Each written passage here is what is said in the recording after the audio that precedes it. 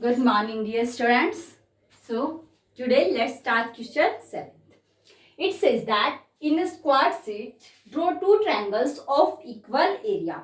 This point is noted that the triangles which have equal areas, such that first part is the triangles are congruent. Means हमें क्या करना है, ऐसी दो triangle आपको एक स्क्वायर शीट पे ड्रॉ करनी है, जिनका स्क्वायर शीट तो इसकी कोई जरूरत नहीं है. वैसे स्क्वायर शीट इसने क्यों कहा है, स्क्वायर शीट पे जो है ना, हम आपने देखी भी होगी, आपकी जो लैब मैनुअल है उसमें होती है, जिसमें आपके छोटे छोटे से स्क्वायर बने होते हैं ऐसे.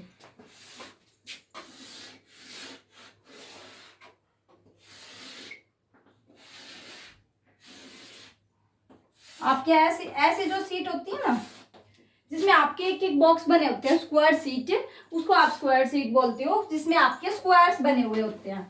वो इसीलिए क्योंकि उसमें आपको ड्रॉ करना आसान हो जाता है. मतलब ये आपका जो ज्योमेट्री का पार्ट नहीं है, स्क्वायर सीट में आप आसानी से आपका एरिया निकाल सकते हो. कैसे? जितने भी नंबर ऑफ स्क्वायर आपकी ट्रायंगल के अंदर आए हैं वही आपका एरिया होता है. ओके, बिकॉज वो सर्कल्स, वो स्क्वायर्स आपके यूनिट स्क्वायर्स माने जाते हैं कि जिनका एरिया आपका 1 है. सो इसीलिए स्क्वायर शीट में ड्रॉ करने के लिए बोला गया ताकि आप आसानी से कर पाओ. आप ग्राफ पेपर पे ड्रॉ कर लेना. अभी क्या कह रहा है कि वो वाली दो triangles, first part, the triangles are congruent. ऐसे दो ट्रायंगल्स जिनका एरिया भी सेम हो और ट्रायंगल्स क्या हो, कॉन्ग्रुएंट. आप आसानी से ड्रॉ कर सकते हो. कैसे करोगे? 3, 4 एंड 5. ये आपकी क्या है, लेंथ ए बी,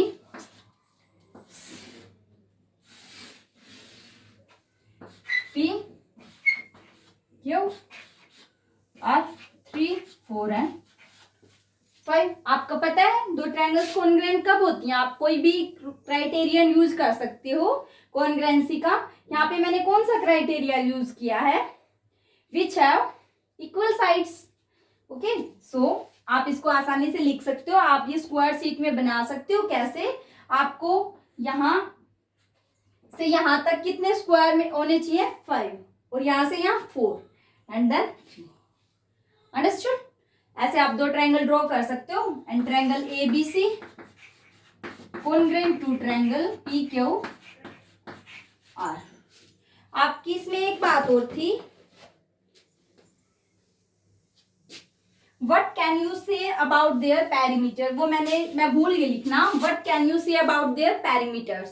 क्या आप इनके perimeters के बारे में क्या कह सकते हो? अब आप एक बात बताइए, जब ट्रायंगल कॉन्ग्रुएंट्स है, इसका मतलब all corresponding parts are equal, like sides, angles.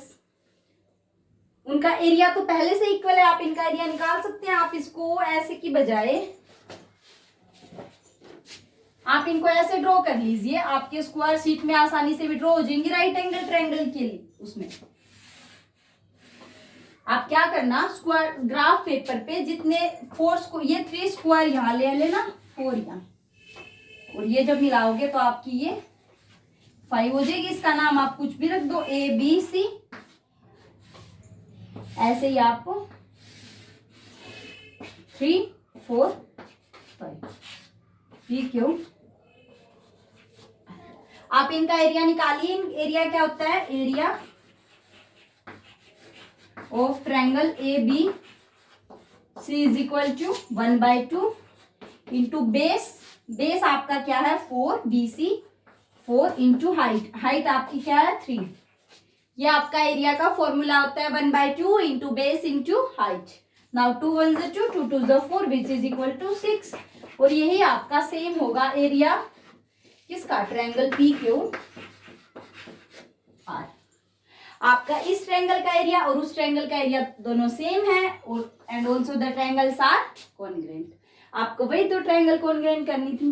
कैसे ड्रॉ करोगे आप, 3 लेंथ 3 है, मीन्स आप 3 स्क्वायर, जैसे यहाँ स्क्वायर बने होंगे आपके ऐसे, आप 3 स्क्वायर पे ये वाली लाइन खींच लेना और 4 पे, और बाद में उनको मिला देना.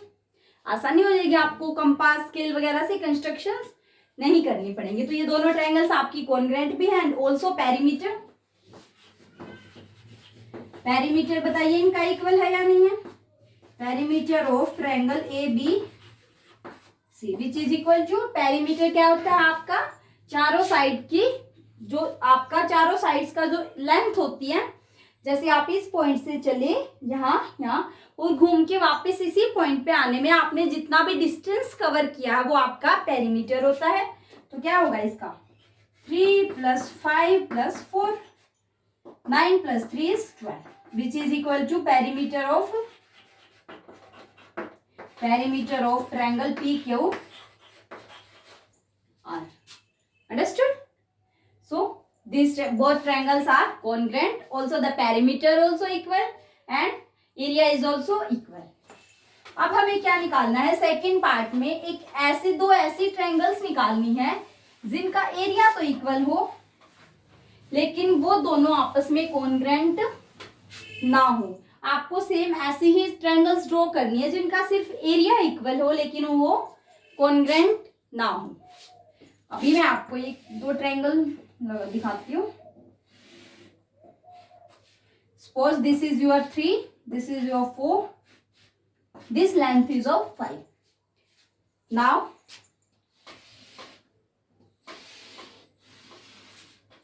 this is your 4 and this distance is 3. आपको सेम क्या करना है, एक तो आपको ऐसे राइट एंगल ड्रॉ करनी है जिसमें आपका 90 का एंगल हो, एक आपको ऐसे करनी है और इस पॉइंट से यहाँ तक आपका कितना हो, आपको क्या करनी है, ट्रायंगल ऐसे बनानी है कि 2 तो यहाँ रहे, 2 यहाँ, और जब आप इससे 3 ऊपर जाओगे तो उस पॉइंट को लगा के और आप यहाँ इनको मिला देना। एक आप 4 स्क्वायर्स हैं आपके ग्राफ पेपर पे, 4 स्क्वायर लोगे, उस पे 4 सेंटीमीटर की लाइन खींचोगे, मतलब 4 स्क्वायर होंगे तो वो 4 ही सेंटीमीटर होगा, और 2 इधर रह जाएंगे, 2 इधर, और उसके ऊपर आप 3 का पॉइंट लगाना एकदम सीधे और इन दोनों पॉइंट्स को मिला देना। अब आप इनका एरिया देखिए, A B C, this is P Q R. Area निकालिए, एरिया को हम ए आर से डिनोट करते हैं और इसके बाद आपकी ट्रायंगल ए बी सी क्या होता है, 1/2 इंटू बेस आपका 4 सेंटीमीटर, हाइट आपकी 3 centimetre which is equal to 6 centimetre square. ठीक है, अभी आप इसका एरिया निकालिए, area of P Q R, area of triangle P Q R, same आपका base into height is equal to 1/2 into base आपका कितना है 4 और हाइट आपकी कितनी है 3। हाइट क्या होती है आपका, शॉर्टेस्ट डिस्टेंस होती है ट्रायंगल का, तो ये आपका शॉर्टेस्ट डिस्टेंस है विच इज इक्वल टू 6। देखिए आप 6 and 6 सेंटीमीटर स्क्वायर। आपका दोनों ट्रायंगल्स का एरिया क्या है, सेम, लेकिन क्या ये ट्रायंगल्स कॉन्ग्रुएंट हैं? आप बताइए, क्या ये ट्रायंगल्स कॉन्ग्रुएंट हैं? No, this triangles are not congruent. ये तो आपकी साइड आप भूल जाओ क्योंकि ट्रायंगल तो आपकी पी क्यू आर है, ये तो सिर्फ हमने देखा था। अब आप देखिए, ये आपकी 4 सेंटीमीटर है, अगर ये आपकी 3 थी, मान लिया ये 3 थी, तो आप पाइथागोरस थ्योरम से निकाल सकते हो, this is your 4, this is 3, ये आपकी इधर क्या होगी 2 and 3, यह ट्रायंगल आपकी क्या होगी 3 3 is 9, 9 + 4 13, और ये भी आपका √13। These triangles are not congruent because one side is equal but another sides are not equal. Understood? ये मैंने कैसे निकाली है, पाइथागोरस थ्योरम यूज करके। जैसे मान लिया यहाँ पे क्या था m हो, तो आपकी क्या होगी, जो पी क्यू है, पी क्यू का square which is hypotenuse is equal to Q M का स्क्वायर प्लस पी एम का स्क्वायर, और ये आपकी क्या होगी, क्यू एम कितनी है ये, क्योंकि 4 है तो ये इसका मिड पॉइंट है, so 4, 2 square 4 and 3 square 9 which is equal to 13, और ये स्क्वायर उधर जाके स्क्वायर रूट। Understood students? लेकिन आपको इसकी अभी सीखने की जरूरत नहीं है क्योंकि आपके इरेशनल नंबर नहीं आए हैं, ये मैंने ऐसे ही बता दिया, सिर्फ मैं आपको बताना चाहती थी कि ये ट्रायंगल्स कॉन्ग्रुएंट नहीं है। आप देख सकते हैं इसकी साइड्स इक्वल नहीं है, but the area of this both triangles are equal. So आप कैसे लिखेंगे, मैं इरेज कर देती हूँ लिखने के लिए। आप लिखोगे area of triangle ABC is equal to triangle area of triangle PQR which is equal to 6, but triangle ABC ऐसे कट लगा देंगे हम, not congruent to triangle PQR। Also perimeter of triangle ABC not equal to perimeter of triangle PQ, क्योंकि इसने कहा था last वाली line में शायद भूल गई हूं कि what do you say about the perimeters of triangles. तो आपके पेरीमीटर कॉन्ग्रुएंट ट्रायंगल्स के बच्चों पेरीमीटर इक्वल होते हैं क्योंकि साइड्स भी इक्वल होती हैं, और नॉन कॉन्ग्रुएंट ट्रायंगल्स का पेरीमीटर इक्वल नहीं है।